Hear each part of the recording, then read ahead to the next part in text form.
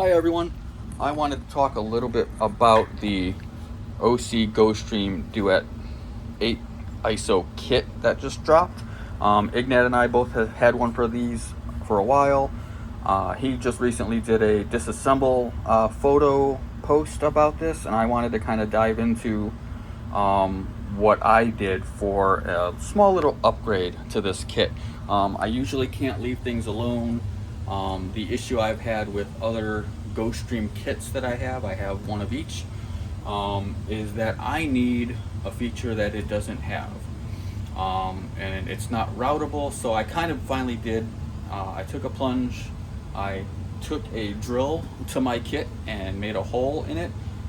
It's not as exciting as taking the GoStream kit to the Arctic like Ignat did. But I am going to just kind of walk through. This is very preliminary. I'm still waiting for 2 parts to come in to replace parts that I used, but it definitely works in concept right now. So yeah, let's just dive right into it. We have the kit here, bit of a teaser. Got a second monitor set up right here. I love this foam cutout that came with the Duet 8 ISO kit. I'll probably forever keep using this for the sake of the monitor for protection. So you can see here I have in my cradle here, I will probably never ever power this with a battery powered device.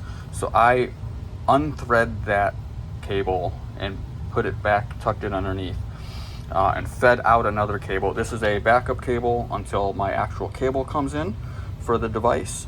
But this is required to come out because I didn't want to take a soldering gun to the board and the power supply in there. So I'll get to this. We'll just reach around here because OSee put this nice, wonderful DC power supply back here. So I'm going to just plug that in there.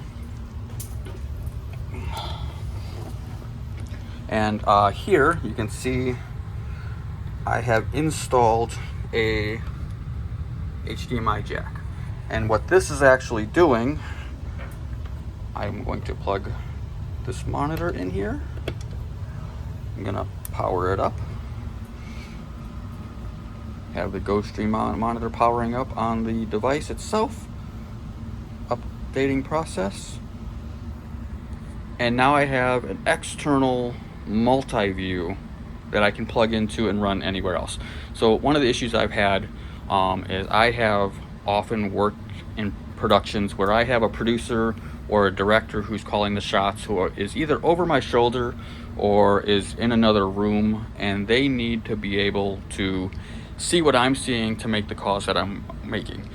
So this was just a general setup to make it easier, especially with the kit, because there is no HDMI out of the back of the kit to power a Multiview. So this was my workaround for it.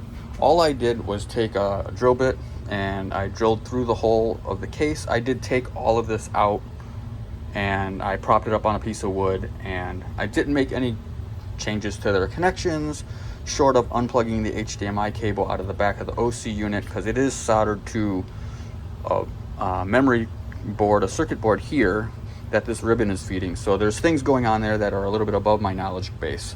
But I know a physical cable was being plugged into the OSee. So I unplugged that. The device I have as an HDMI splitter is the right range for the hertz on the monitors to be for Multiview.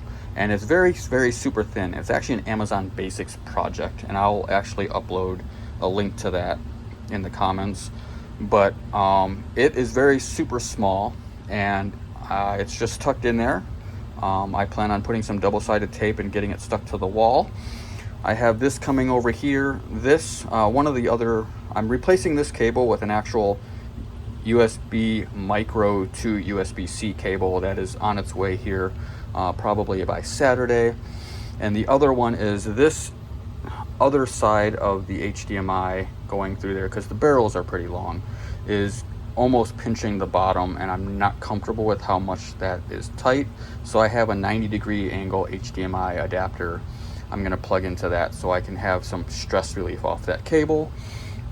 But it's fantastic. I can just unplug this, lose the Multiview, got Multiview still here. Plug it back in.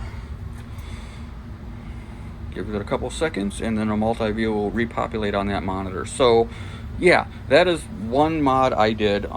If you guys followed Ignat's post, you would have seen that there isn't a whole lot of space going on available underneath this thing. You got a power supply brick here, you got all kinds of circuitry, you got the cables that are bopping from this to the back panel, and there's just a lot going on inside this unit. So I was really skeptical on whether this would actually work or not, but I'm super glad I found that really small HDMI splitter. It was like $15-20 US, and it's super small.